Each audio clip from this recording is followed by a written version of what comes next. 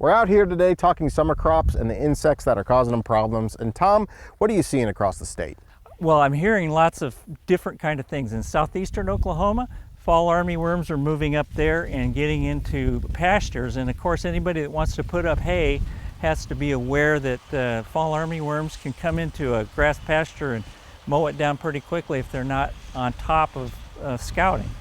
In southwestern Oklahoma, some of my colleagues there have been scouting sorghum, and they're starting to find headworms. And just the idea that fall armyworms are coming up this way, if you got late planted sorghum, I'm sure there's going to be producers that will see world damage like what we might show here and get concerned about that. So we have some of those things to talk about, plus sugarcane aphid a little bit. We always have to be aware of that too.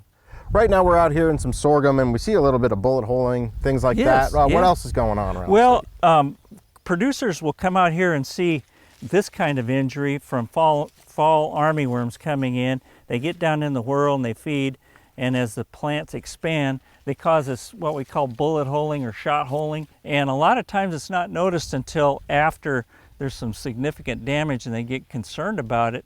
And by that time, the fall armyworms are big, they're fat, they're fully fed, and they're ready to turn into a pupa, so you're really not going to get much damage.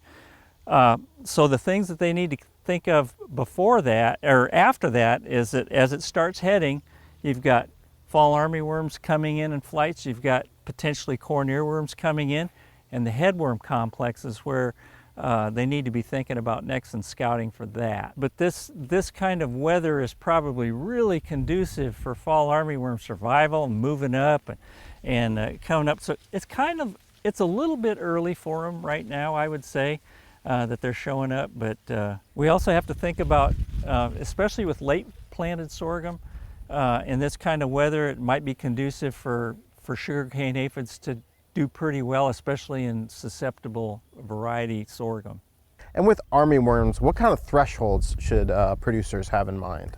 Well, for whorl corn, we don't really talk about it a whole lot. We have a set of thresholds for headworm, but it's all dependent upon the cost of the application and what they think their crop is going to be worth in terms of yield. And it also depends on the distribution of the size of the caterpillars that are in the head. In grass pastures in eastern Oklahoma, where they want to put up some hay, our threshold is pretty simple. We have a really complicated sampling system.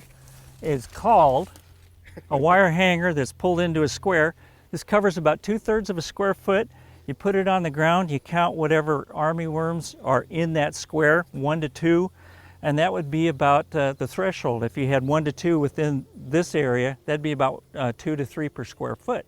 And you can make your decision to control at that point in time to make sure that you have a hay crop that you can put up in the barn and use for later. And you've got some resources available to help some producers make these kinds of decisions. Yeah, we have some fact sheets that can give producers kind of a generic threshold for headworms. But I'm also working with a programmer to develop a smartphone app that can take producers' information on what they think their crops work, what the yield potential is, how much it's going to cost to spray, that can all be combined into a system that they can go out and sample their field. All right, thank you, Tom. Dr. Tom Royer, Extension Entomologist for Oklahoma State University. And if you'd like more information on the things that he talked about today, go to our website, sunup.okstate.edu.